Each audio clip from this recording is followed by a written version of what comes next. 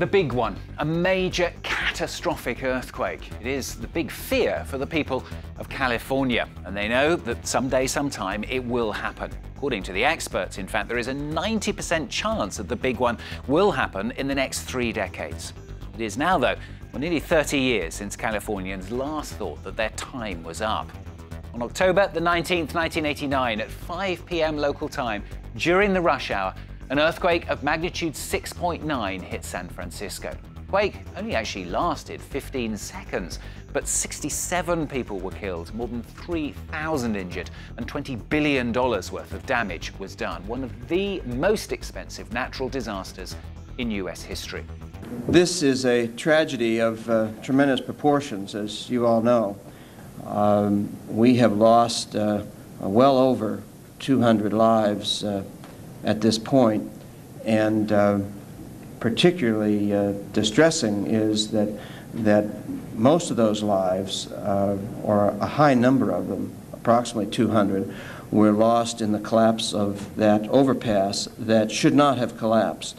And it is our responsibility to pursue the structural integrity of our buildings and highway structures so that they are earthquake safe. At the time, the epicenter of the quake was just a few kilometers from Silicon Valley, home nowadays to all the giants of the web and the technological world. Imagine the human and economic impacts if such a catastrophe were to happen there today. So how are Californians preparing for the big one? What lessons have been learned from the 1989 earthquake? Valerie Defer and Romain Jani revisit San Francisco for France 24.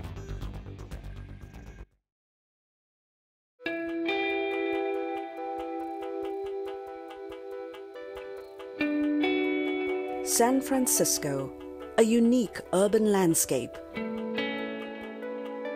This is the second most densely populated city in the United States. Since its founding, residents have lived with a constant threat of earthquakes. 30 years after the Loma Prieta quake, San Francisco's scenery hasn't changed much, but underneath, the wounds are deep. Memories of that day are on everyone's mind. October 17th, 1989. Nancy Songer remembers it like it was yesterday.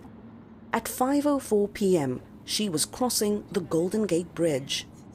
And I was just here in the middle of the bridge, and 3 seconds later, the bridge started to sway back and forth. And there was no divider on the bridge like there is now between the lanes. And I knew right away what was happening. I discerned that this really is an earthquake. It was really shocking. 15 seconds of instant terror, a magnitude 6.9 quake, 67 dead, more than 3,000 injured, one of the worst earthquakes in United States history. The Marina neighborhood where Songer lived was hit worst by the shaking and by fires that quickly followed. The city of San Francisco, again, as we take a look at that appears to be what would be the Marina district. More than 200 buildings were destroyed. The fires had consumed several buildings, and there were also buildings that had pancaked, that had collapsed, and buildings that were 3 stories were now 1 story. I need an ambulance. Hold on, I'll transfer you. The earthquake ruptured gas pipes throughout the city. Leaks triggered fires everywhere. It's the kind of scenario where you see looting happen. San Francisco's water pipes were damaged too. Firefighters found themselves without water. There are no traffic lights. Civilians, if you were, are trying to direct traffic. People are wandering. It's this boat, the Phoenix, that helped avoid the worst. Lieutenant James Draper remembers that day with pride. When the fire engines got on scene and saw all the buildings were on fire, they hooked up to the fire hydrants and realized they weren't getting any water. So they called the fireboat, and the fireboat made its way over there, and they took this line, this is 3-inch line,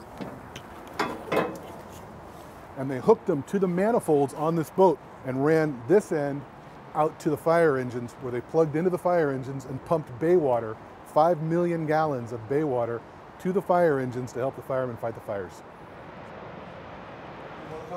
What these firefighters remember most is the rallying of civilians. Hundreds of them helped haul hoses from the bay to the fires. It really is. There was such a chaotic scene going on. There were so many emergencies. The entire south of Market area had collapsed, and all the fire engines from that area had to help get people out of the rubble. They weren't going to the marina to help fight the fire. So a lot of off-duty firefighters and a lot of civilians helped the firefighters that were on duty at the time. San Francisco firefighters have learned important lessons from the '89 earthquake. I think the San Francisco Fire Department is as prepared as it can be for the next major earthquake, which we are told may happen at any time. We've reinforced all of our buildings. We've taught our firefighters new techniques on building collapse and on how to fight fire. They have also renovated a system of strategically placed cisterns.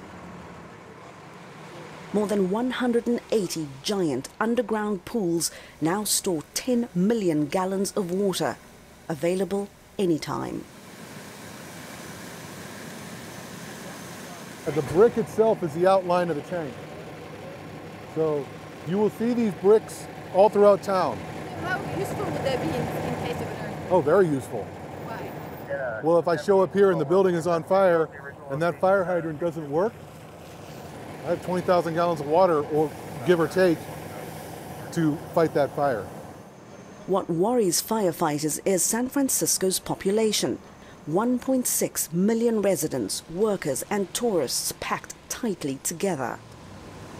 The density, how many people are here, how many people will be running into the streets, the cars, the collapsed buildings, that will be the big challenge.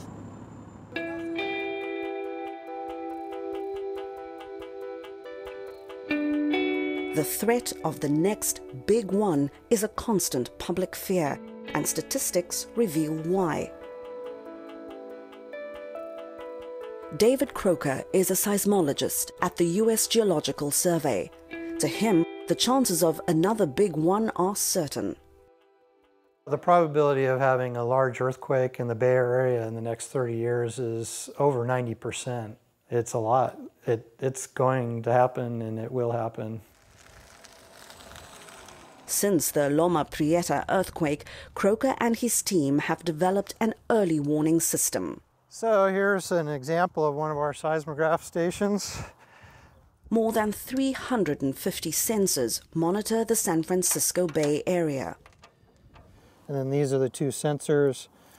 So in earthquake early warning, the sensor here at this site will record the ground motion coming from the earthquake and alert on the earthquake, send that alert out to the public and emergency responders.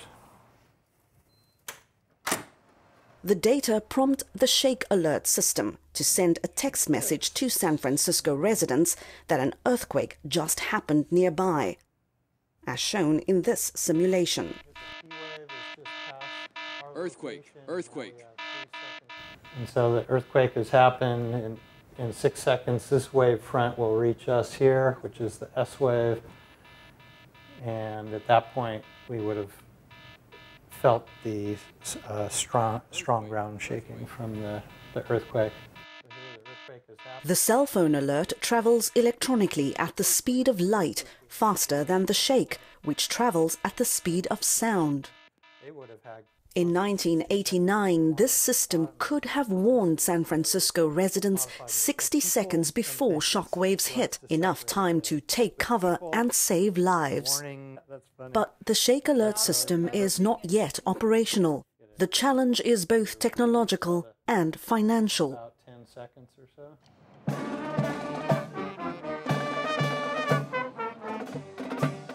San Francisco is celebrating St. Patrick's Day. But behind the mayor's smile lies apprehension. Mark Farrell has just learned that President Donald Trump wanted to cut federal funding for the Shake Alert program. It's crazy that it's not a federal priority in America. But that being said, we have to react in San Francisco, and we always do. Our residents step up to the plate. As a government, we step up to the plate every time. We will do what we need to see is necessary. So we'll see how that budget comes in the federal level, and we will respond accordingly here in San Francisco, no question about it. San Francisco has only 300 firefighters on duty every day. So when disaster strikes, the city plans to rely on volunteers.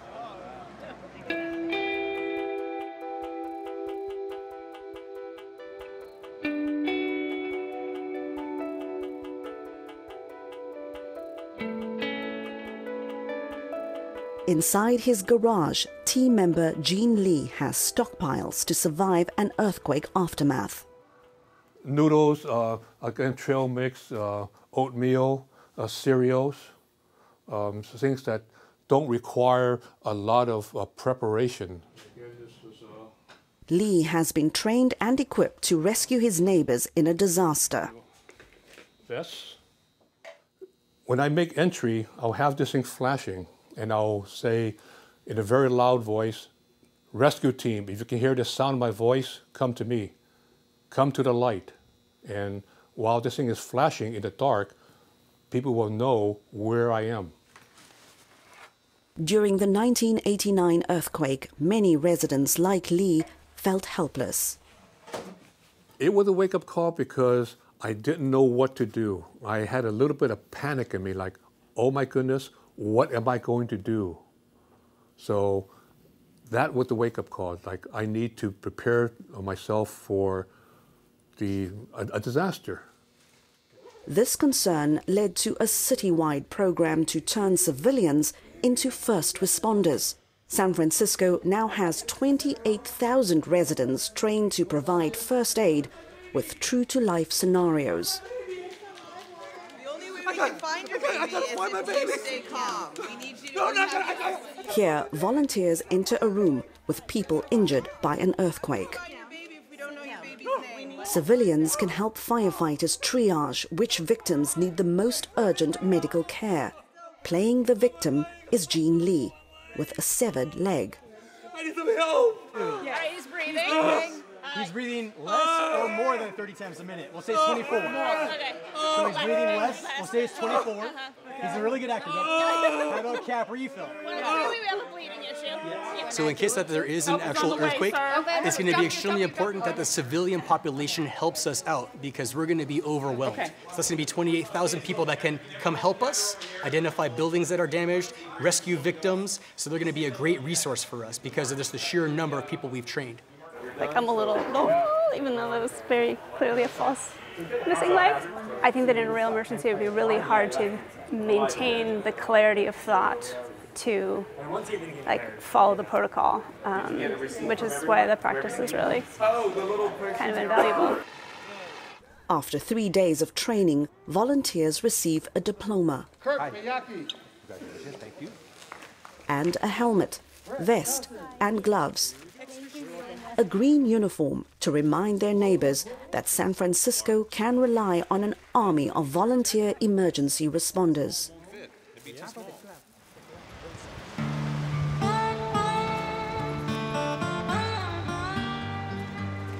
Even as Bay Area residents prepare themselves for an earthquake disaster, others in California are more fascinated than fearful. John DiVigiano takes tourists inside the San Andreas Fault. This geological fault line is where the next big one is expected to begin. Scientists say you're to have a major earthquake on a fault every 150 to 200 years. The last major earthquake on the southern end of the San Andreas Fault was in 1690. So technically speaking, we are way overdue for a major earthquake. This geologic border stretches from Mexico to Canada, dividing the Pacific and North American tectonic plates. You can see how the sedimentary conglomerate's pointing to the right. And then you look on the right-hand side, look how it's pointing to the left. So basically, we're in the San Andreas Fault. Remember I told you it's a zone and it meanders around? We're going right in the middle right here. These tectonic plates shift 1 inch per year, rubbing against each other under tremendous pressure, causing earthquakes. Experts estimate a quake from this fault could kill more than 2,000 people and cause 50,000 injuries. Scary? Yeah, a little bit, you know. Not at this moment, but I imagine if there was a quake or some water flowing through here, I think it'd be more than scary. It would be downright frightening. And you would be alone, because I'd be running out of here. Here, tourists relish the danger, forgetting that in earthquake country, the threat of disaster is very real. There you go. Valérie Defer and Romain Jani revisiting San Francisco for France 24. Well, that's all from this week's edition. Don't forget, of course, you can catch it and all the previous editions as well. Website at france24.com. Thanks for watching. More news in just a few moments' time. Do stay with us.